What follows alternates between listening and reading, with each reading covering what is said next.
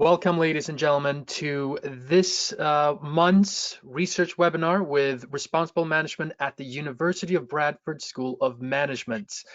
Thank you for coming in. Today we have Dr. Irene Hsu, who's the lecturer in business ethics and cross-cultural studies at the university. She's also a UN Principles for Responsible Management Education Lead for the School of Management. Her research interests areas are business ethics, especially virtue ethics, cross-cultural and interdisciplinary studies, and institutional theory, especially institutional logics. She's a regular speaker and panel member at international conferences related to Eastern and Western virtue ethics. She has publications in several journals, including the Journal of Business Ethics and British Journal of Management. So, without further ado, Dr. Hsu, thank you so much for coming on board. The stage is yours. Thank you, Victor. Hi, everyone. I don't know about where you are, but it's lunchtime, so kind of a good afternoon. I'm from School of Management, University of Bradford, and I, want to thank you. The Business Graduate Association invites us, the School of Management, come to talk about how we do the responsible management, and also when I get in touch with BGA, what should I talk? And they say, oh, talk about your research and teaching. So I'm thinking, what I gonna do? Since Victor quickly introduced myself, so I think I can skip with that. But then I would like to introduce about University of Bradford and the School of Management.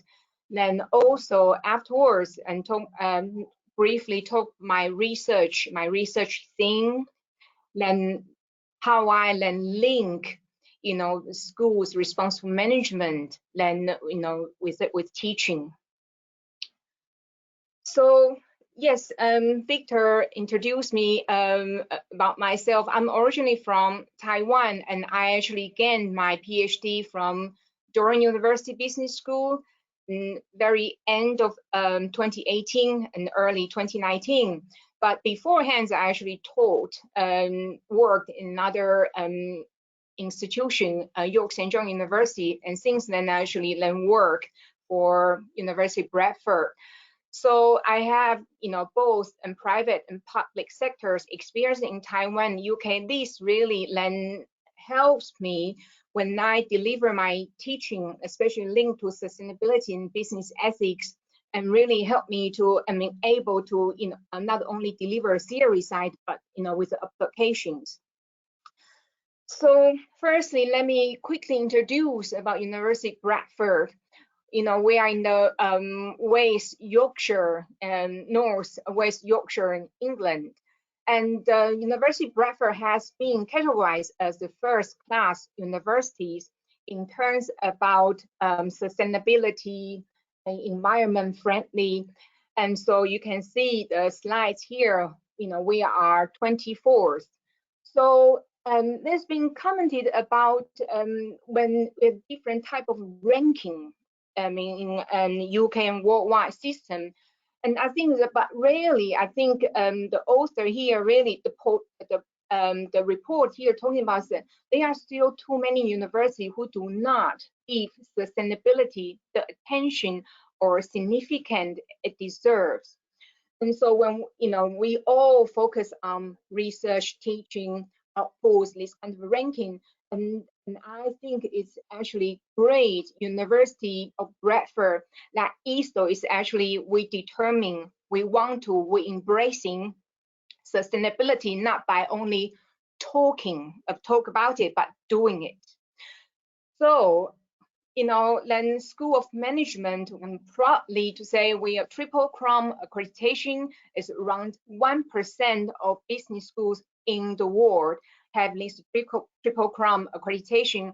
Then last year we got this EMBA and plus BGA accreditation. So we successfully achieved joint accreditation from the association EMBA and the Business Graduates Association. We're the first in England, the second in the UK, and the 10th globally to receive BGA accreditations.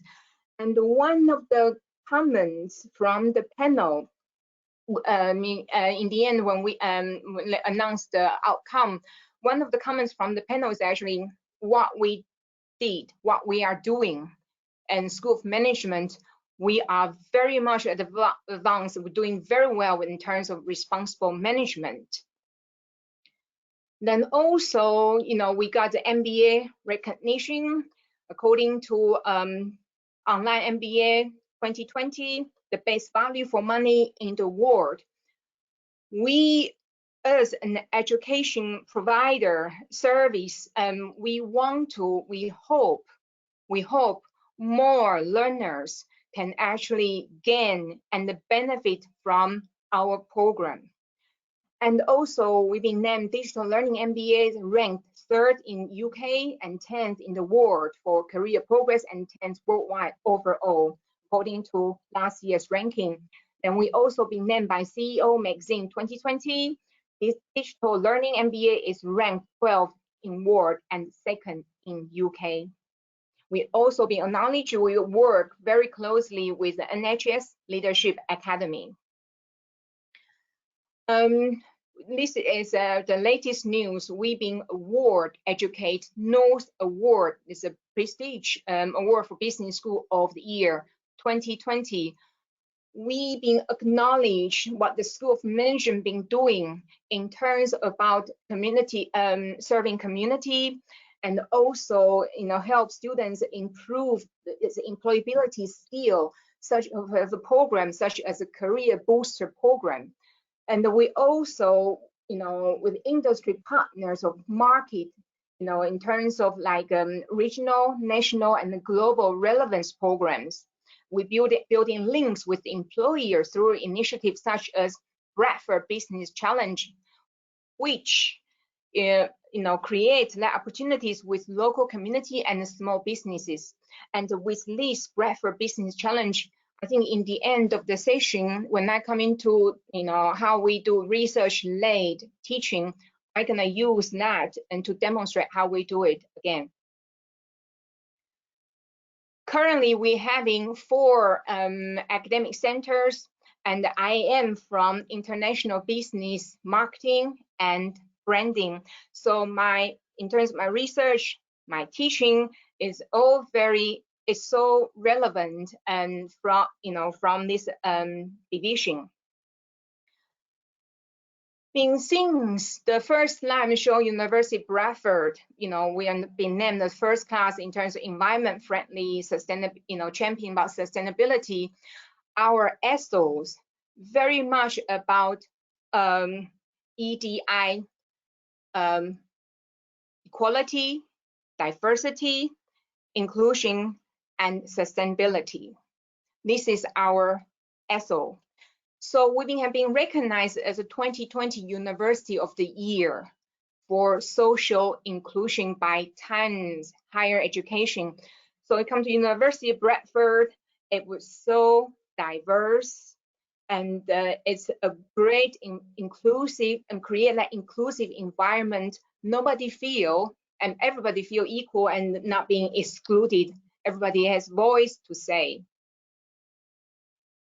So that is the university I'm working with and School of Management, and from that kind of university value, foundation, mission, and ethos. So responsible management is very important, with school management. And my research, this is from now on, I want to share my research themes. I have 3 things, and they are 2 different, they are then underpinned by cross-cultural studies, entrepreneurship in the Far East, Africa, and the Middle East. So virtue ethics, this is what I'm gonna talk about, Macintyrean ethics, Confucianism, and also, talk a bit about institutional logics, how I then link virtue ethics with institutional logics, and also about the project I am doing is about self, relational self, and non-self. And all these things and apply in the context of cross-cultural studies and entrepreneurship in different countries and regions. I have to then talk a bit about the background. All those three things very much is rooted when I starting, doing my research with my PhD with Thornton. I was doing part-time, I had a full-time job and doing part-time PhD. And I think, I originally from Taiwan, so I want you very proud where I'm come from. And I really want Taiwan to showcase a case study, showcase, doing some research and work for my PhD. Then contact with my supervisor with Durham, and he's very much specialized in virtue ethics, especially about Alasdair MacIntyre's work. And I think it's great work for me because I think there's after done some research, there's a comparative study between East and West about virtue ethics. And you can see there's a group of academics actually compare Aristotle and Confucius, from Greece, then Confucius from East, China. These two ancient philosophers, there's some similarity between these two. That's how I started digging out and doing more research and reading about these, the virtue ethics in the East and the West. Then I've been introduced by Alasdair MacIntyre, who is Aristotelianism. Okay, so, and it's from there, then I also start reading about institutional logics, from institutional theory to institutional logics. Then I use institutional logics and apply to my, my finding and the discussion about Taiwan. So Macintyrean virtue ethics and institutional logics, a case study in the Confucian context of SMEs in Taiwan, was my first publication in Journal of Business Ethics. And look about cross-cultural study, it's actually cross-cultural studies and how Macintyrean virtue ethics application applicable in Taiwan or not.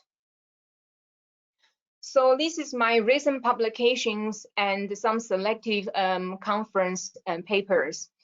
And it's from here, and also the paper is going to be submitted later. So you can see all these going out and down. It's all related to the three things. And also with the three things I'm working on very much benefit from my PhD and research, but also all cross-cultural studies and with SMEs entrepreneurship in different countries and regions. So I will quickly introduce about the three things. Bear in mind, I think with the time limitation, and I really don't want to bore you with all these three things. So I'll give you a flavor of it. I'm not going to go very detailed with all my research things. Alasdair MacIntyre is a very well-known philosopher, not only in organization theories, is neo-Aristotelianism.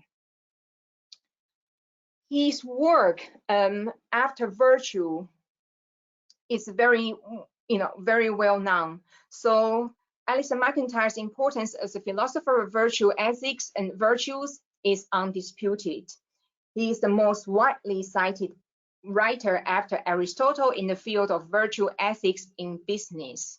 And his work is well discussed, cited in different domains, such as political philosophy, economic sociology, education, business ethics, organization study, nursing, all different type of fields. In his really well-known book, After Virtue, Macintyre argues that separation of facts and values in the Enlightenment led to a rejection of Aristotelian concept of eudaimonia, which is human flourishing, and the telos, the purpose.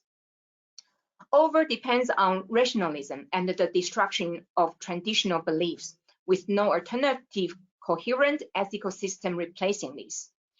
He proposed a neo-Aristotelian approach, a return to an ethic of virtue, including a return to teleology, with the telos of human beings to participate in the good life and to attempt to achieve eudaimonia, happiness defined as a blessedness, happiness, prosperity.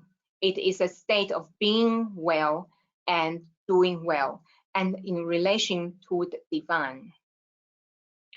I think what he said about eudaimonia is very much, that's why very relevant my research, especially how I then deliver my teaching to students. To do so involves engaging in narrative quest, such that the good life for man is the life spent in seeking for the good life for man. Engaging in this narrative quest, a storied exploration of goods and ends through life, requires that individuals, through the development of habits, dispositions, and the virtues, become independent, practical reasoners, while at the same time acknowledging their continued dependence on a variety of social relations to enable them and sustain them in this quest. And his work, and after virtue, very much emphasis about, we can only be achieved by a return to virtue in human agency and internal goods from practices, houses, in institutions. And with this, that's how Jeff Moore and Ron Biddle developed, based on this practice, the concept of practicing, and then develop a model, practice institution conceptual framework, and has been published in organization studies. Macintyre's definition about practice is about any coherent and complex form of socially established cooperative human activities, standards of excellence. So then he also say, witness practice has to be housed within the institution. Okay, the institutions are involved in acquiring money and other material goods, structure in terms of status and power, distribute money, power, and status as rewards, which he also named all these goods are the external goods. Practice, the main practice is concerned with this big P within this model, the big P is a practice concerned with exercise of virtue and achievement of internal goods. So this self-fulfillment, for example, honest, when we practice honest, courage, and when we want to do the good work, especially in terms of the quality of the work as a practitioner. So all these are internal goods. And the Macintyre's argument say this kind of practice is more important than the small p, which is external goods provided by institution. But we need, when we do the core practice, the internal goods, we need institution, within the institution, because institution enable practitioners and do practice and able to survive. So, but institution, when they are doing these external goods, that is less important than the main practice, internal goods. So with my study, then I have to look Taiwan, where I'm come from. Confucianism is a dominant cultural phenomenon with Taiwan, and there are three cardinal in the main essence from Confucianism: Ren, Yi, and Li. Compassion, deciding appropriately and correct actions. The Confucianism also very much based on the relationship. So we have the 五伦, these are 5 fundamental relationships with embedded ethics. So very much emphasis about this familial social relationship, which you can see as filial piety, for example. So you can see these 5 relationships, emperor and officials, father and son, older brother to younger brothers, husband and wife, and friends. This is very much role-based, and therefore, in the Confucianism world, the self is not simply about the individual self; it's about relational self. That is what I'm gonna talk about the next thing. Then we also, in this kind of a culture, 关系 relationship and 面子 like face and 人情 empathic reciprocity dominate the social relationships. Harmony is the ultimate goal, and is also golden mean as an individual, as a community, as a society, and as a nation. We want to achieve that balance between different components. So I actually we study more about Taiwanese society and with the culture phenomenon dominance, and that's how. And after that, coming to institutional theory, like institutional environment. But Ames and Rosemont, who are very well known in the Confucian study, they argue Confucianism actually entitled to given another ethic in the name as role ethics, because it's such role dominant ethical philosophy.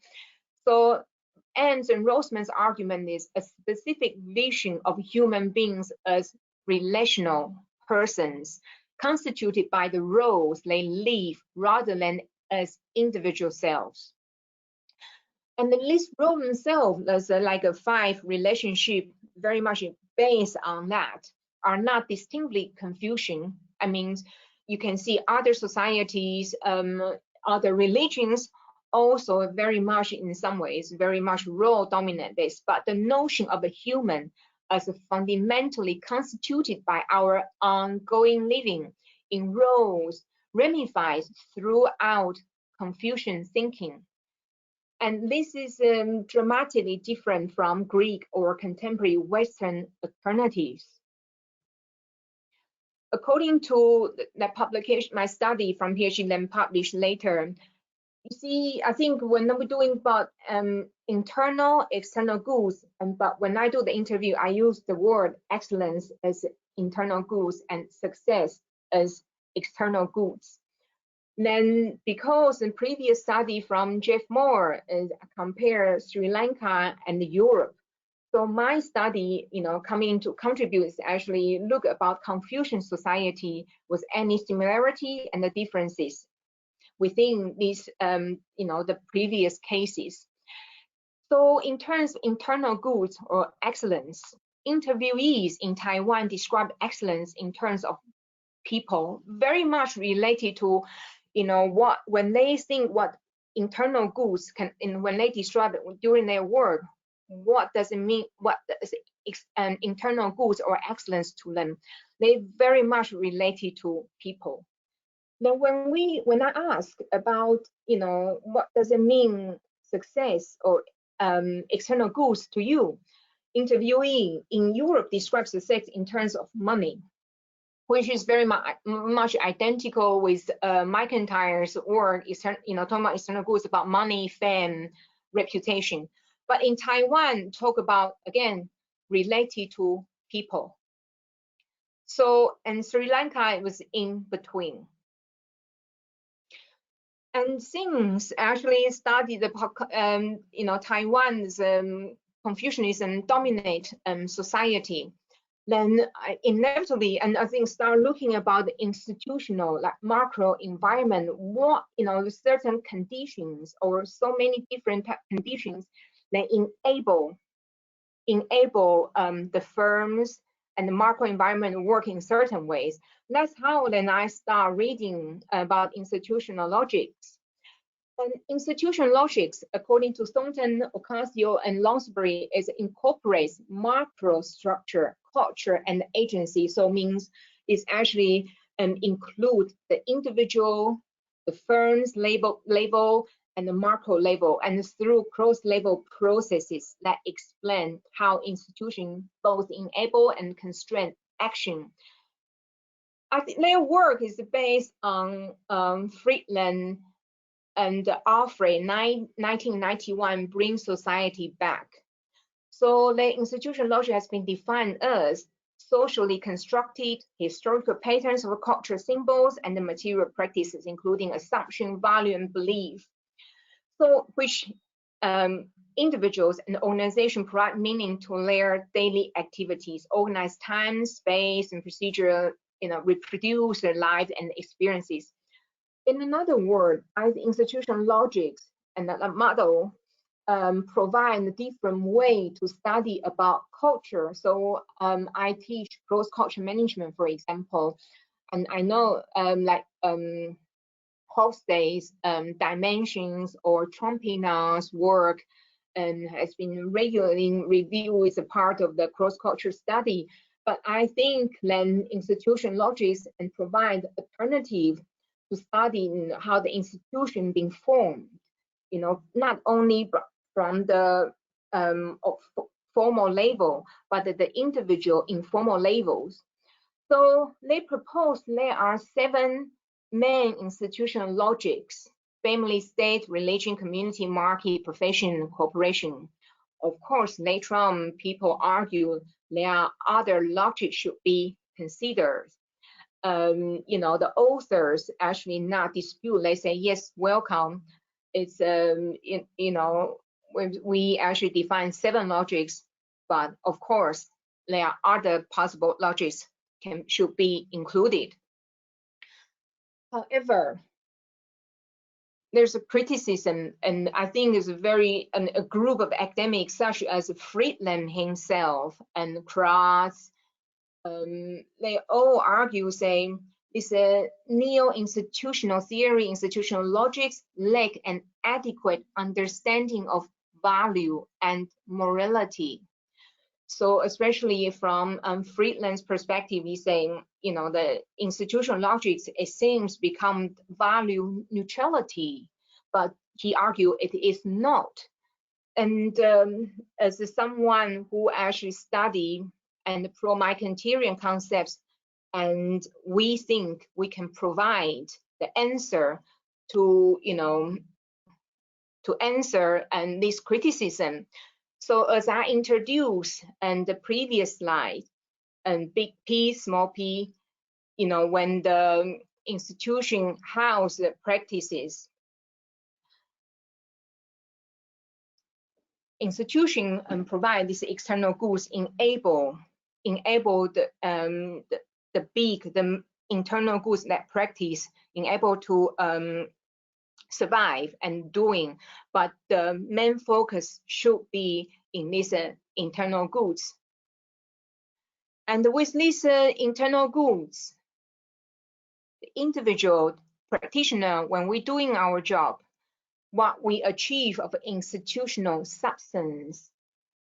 So the value behind each logic, for example, in love within the family, in salvation within the religion.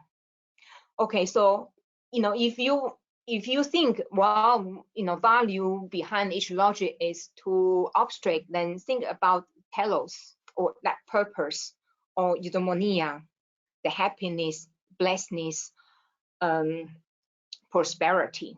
So that's what internal goods, emphasis about. Then this is what we propose.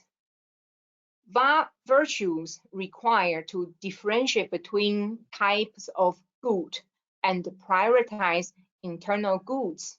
You see, as a practitioner, we want to improve the quality of our work, like craftsmanship also coming in, then also practicing our characters, such as honest, courage. So we propose virtues require to differentiate between types of good and prioritize internal goods. And this paper actually was went through the first round and unfortunately rejected in the second round, which is I mean, this is academics life, you know, being rejected all the time and retrying. However, valuable lessons learned and very valuable comments from reviewers. So we're working on it, and I'm gonna submit to other try other journals. Again, I'm not going to go to detail about this very complex model. I just want to show the audience here. We use institutional logics, then applied to SMEs in Ghana. Look about corruption and institutional logics. This concept is from Misanji, Weaver, and Ames, talking about, you know, the existing logic of corruption in certain countries. And there's you know, the symbolic identities and the meanings and the frame that process. So there's a current legitimacy. What they want is actually why people, you know, why the corruption exists in places. It's for family, improve their life, you know, the quality of life. So then we want to look, then they propose you want to shift like current existing logic of corruption to new anti-corrupt logic. Then you have to look the, you know, identities and meanings and the framing from the substantive practices action in able to shift, which is we're talking about not only about setting up more regulation, standard, law, but it's actually the way of thinking, the culture, how we shift from the existing one to the new one. So we actually apply this model to the studies SME in Ghana. So actually from the theme one, virtue ethics, I touched about the relational self, and then that's what actually interests me. And that self, the thing of self, in my PhD study, it was not the main one, but obviously after start working on the journal articles, and I think, you know, this is one thing, one of the things I actually was very interested in when I was doing PhD work. It was like I couldn't do more about this. This was not my focus, but I'm gonna do it later. So I start working with I mean, different authors, collaborators, looking about Confucian relational self and the Buddhism non-self, and also, you know, the different to Western individual self. And because of that, and now I'm doing more work research in actually in Africa, in Ghana, and also with my PhD students and with my co-authors and from Middle East like Kuwait and at Ghana. So also have India, then made me wondering really the way how we study, we view ourselves have a great implication for academia, currently focused on the Western view. So just give you a very simple example. When we study about motivation and theory, the model we having or teach human resource management is all about it's a very classic series about this. Sorry, actually forgot the name of the. It's like 4 labels, and in the end, it's about self-achievement or actualization, self-actualization. And the less self-actualization is all from very individual perspective. But when you come into a society, very much emphasis about relationship, social relationship, like a Confucian society. It's really the self-actualization.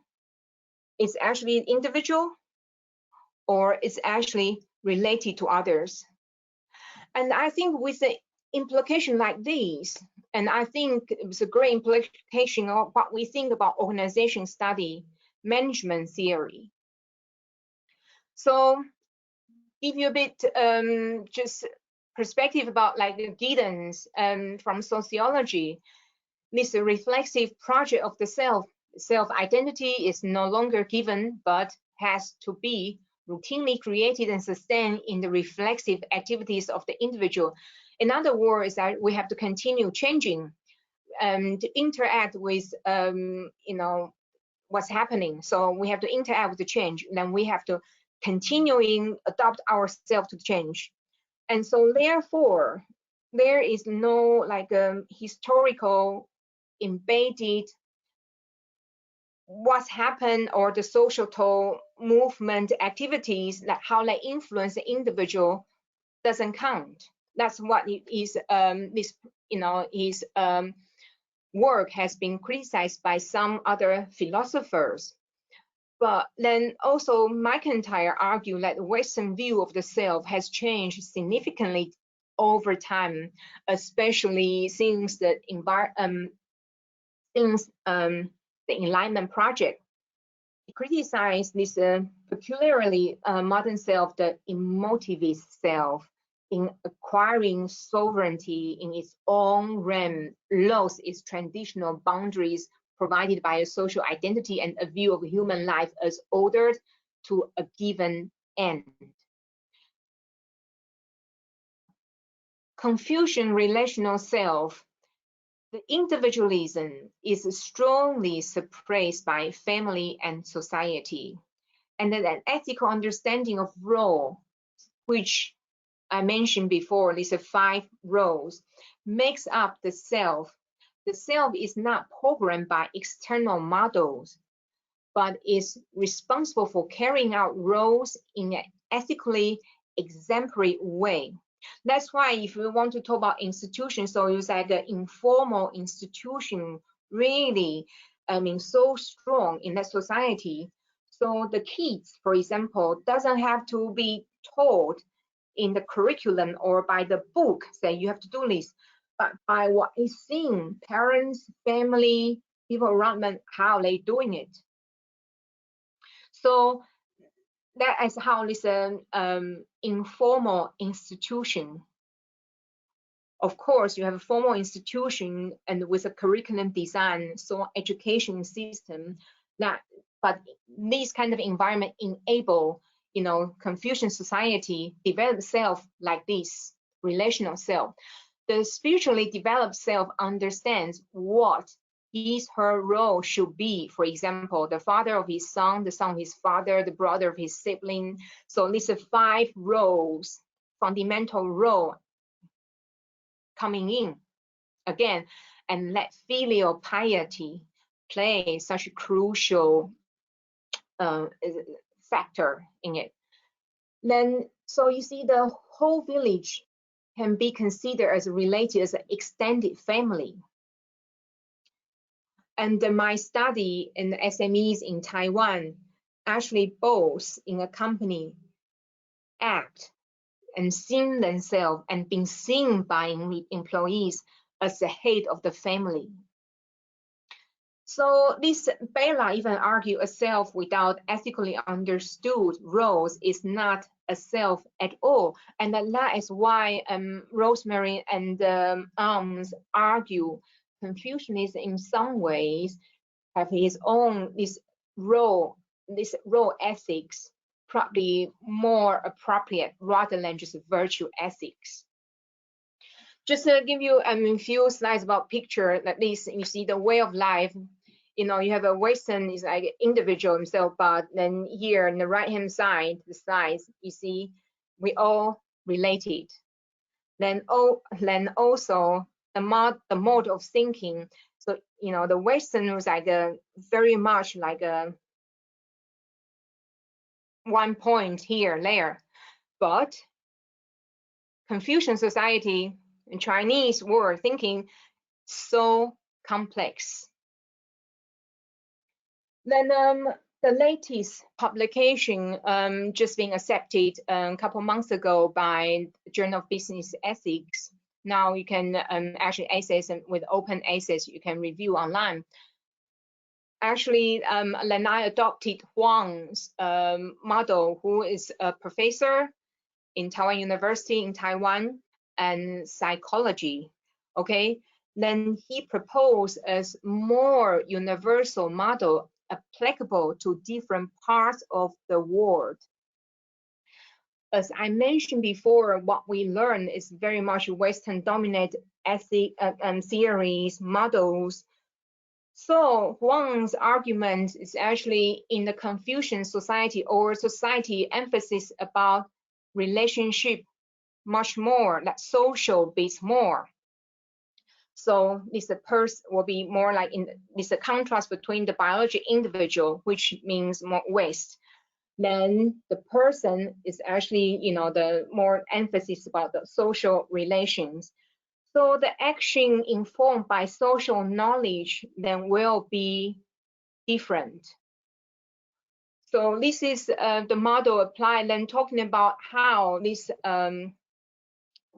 relational self and the Buddhism's like non-self, and Buddhism in the like practice is actually want to get the ego out.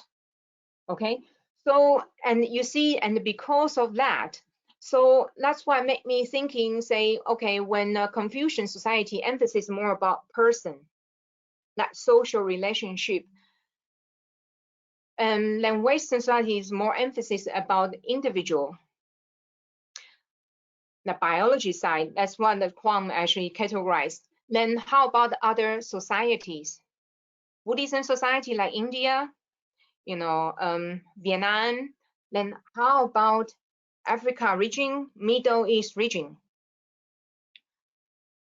So why does this matter? The implication for organization study fall into two main areas: identity and organizational practices.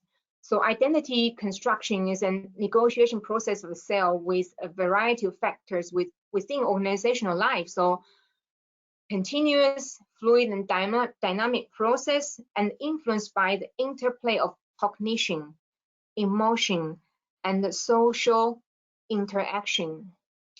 And this, you see, has been acknowledged by Watson when doing entrepreneurship studies, talking about how the current study actually dominated by the discipline of economics and the psychology and the work within the limiting methodological frame of references.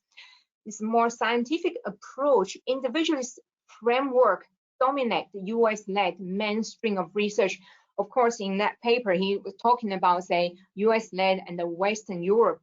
So entrepreneurial studies, that's why in the end, he encouraged in this paper saying, from other region, other society, can we do more alternative thinking?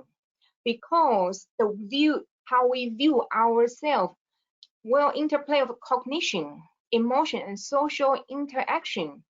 And each society, I would argue, or culture is different. From this kind of being more critical and thinking about more alternative way of thinking, that's how come to responsible management, school, from our school.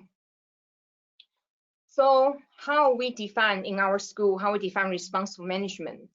Of course, we look business ethics, CSR, sustainability, all part of it. We go further. Equality, diversity, and inclusion.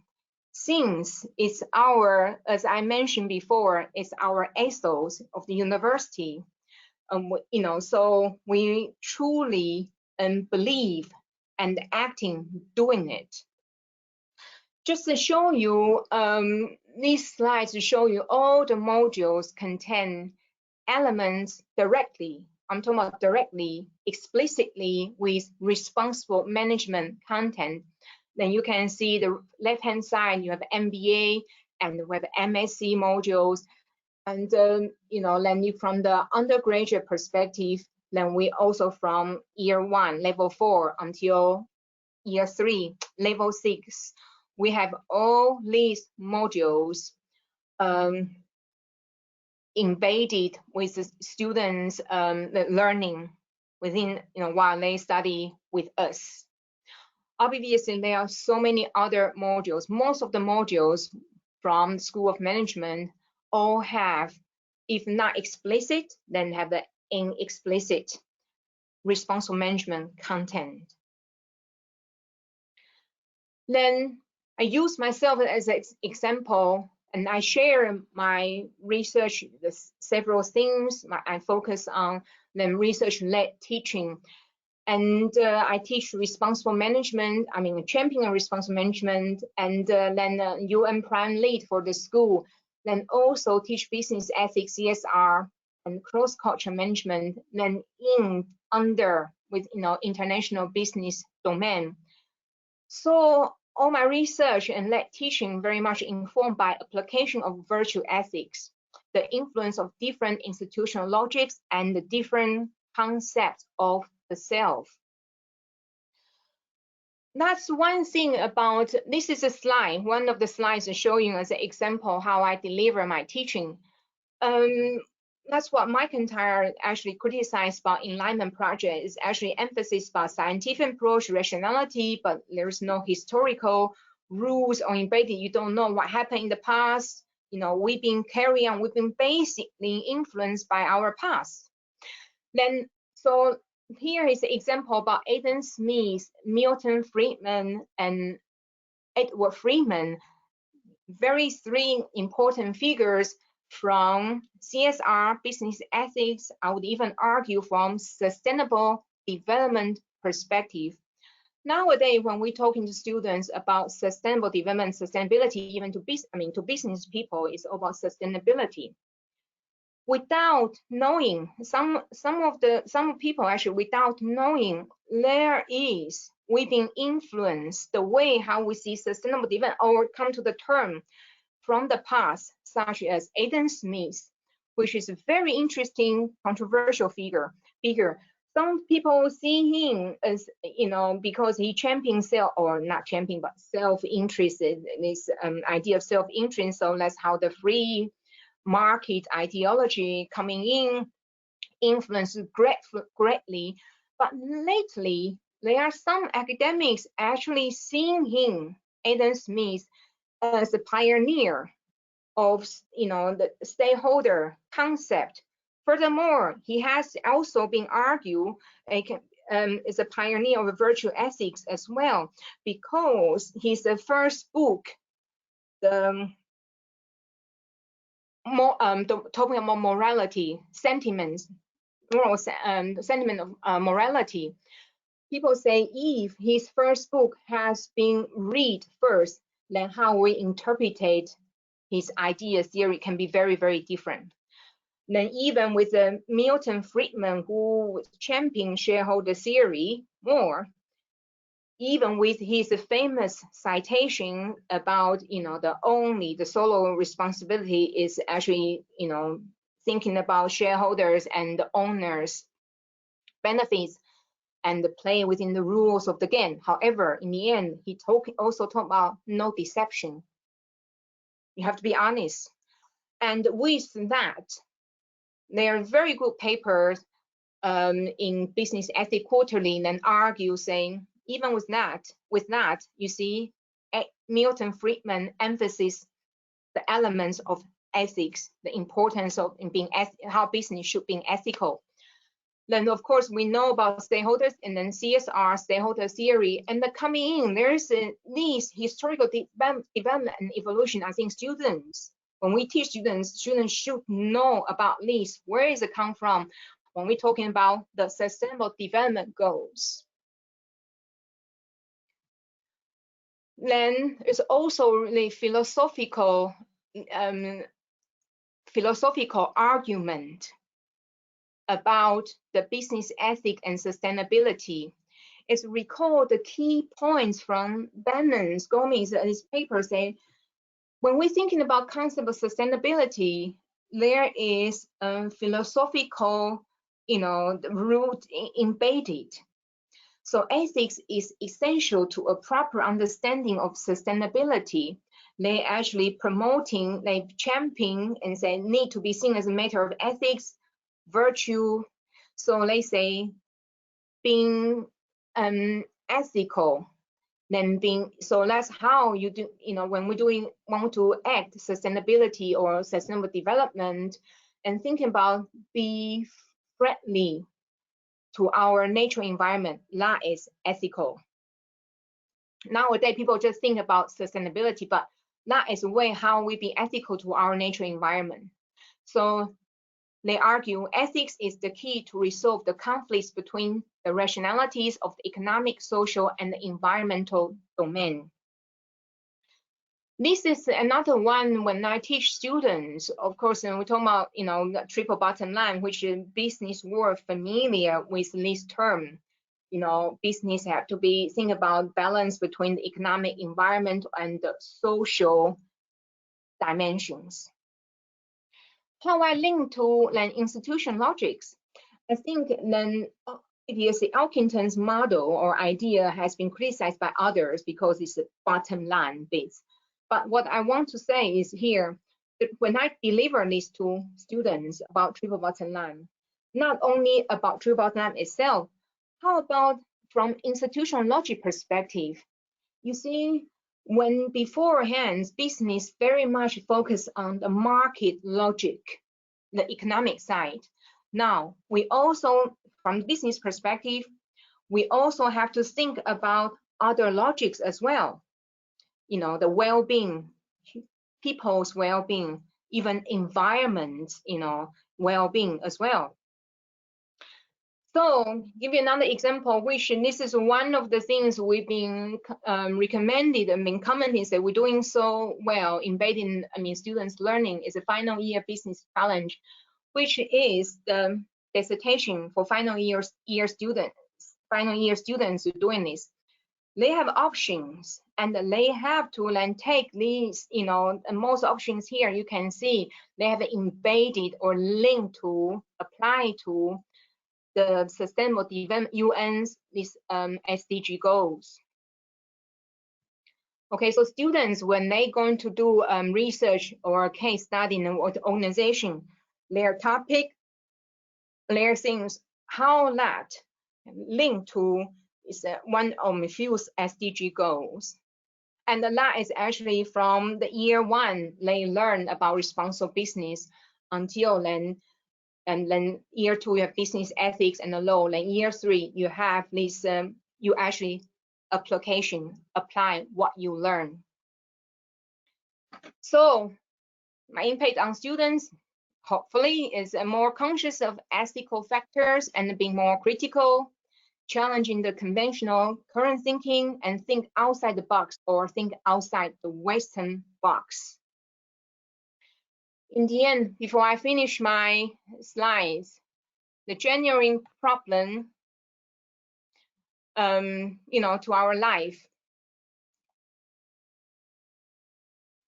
mostly to do with the realization of human values, beliefs about the things that are worth having, doing, and being.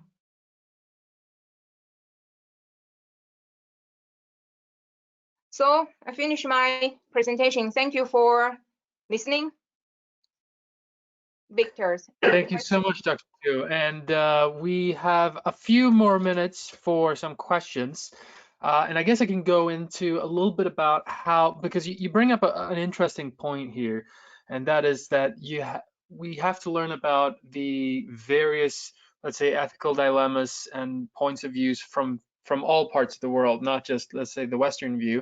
So can you go into some examples of how this is taught in a classroom setting? I mean, how do you instill these various virtues and understanding of these virtues and so forth into your students so that they can then use it practically in their careers?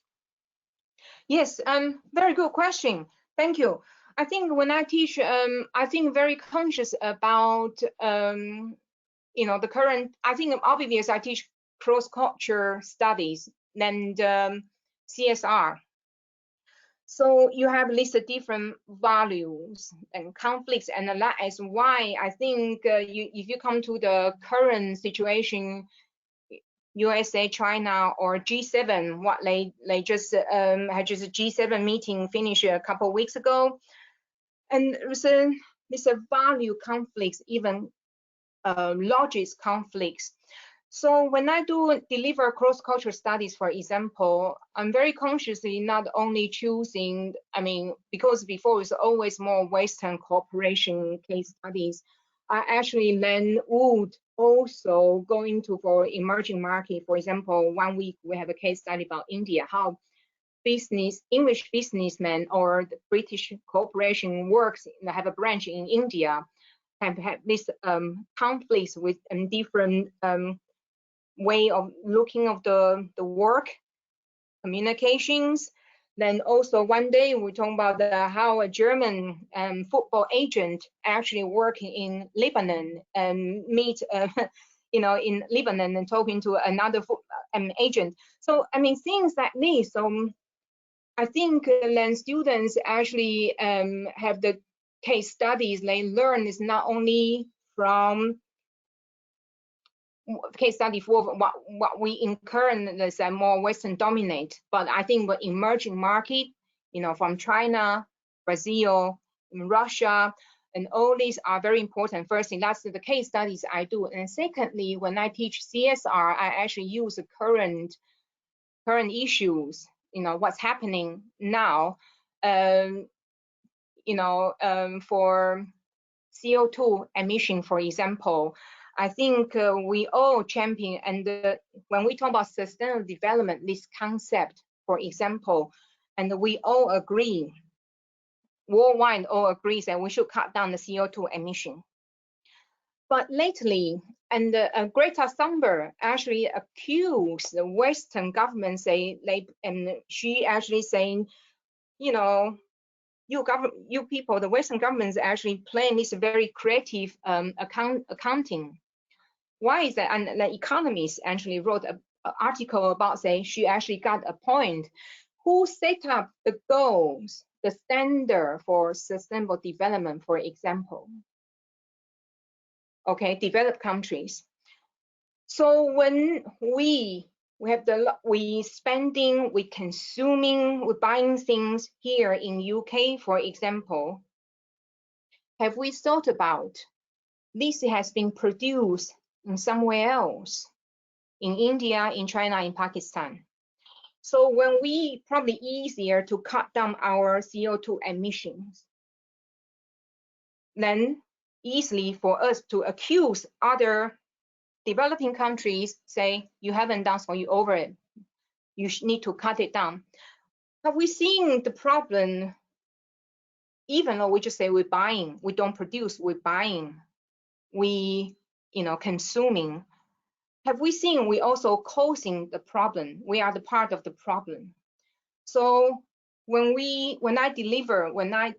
use a case study like this to students, then you're thinking it's not only from our perspective, from UK or Europe's perspective, and I have students actually from a lot of from Africa and Middle East and Asia as well, saying this is a global problem. It's not only a problem, but belong to someone else. No, that's an excellent point that you bring up, and I think what you said about us being aware, it's very easy to accuse others of these problems, but we always have to look each other in the mirror and then see and realize that actually we are indeed a part of the problem. So I think it's important to view everything in a 360 view, if that's possible. I mean, to see the whole framework, and that's harder said. It's harder done than what it's said, of course. So, so thank you so much, Dr. Chu. We were out of time for today. Yes. I really appreciate a great presentation from you on this afternoon. For anyone else out there, we are continuously running our workshops, our Trailblazer webinars on a monthly basis. So keep your eyes open, and we'll let you know of the next one coming from one of our accredited or member universities and business schools. Once again, Dr. Chu, thank you so much for this, and I wish you well. Thank you, Victor. Thank you very much. Bye.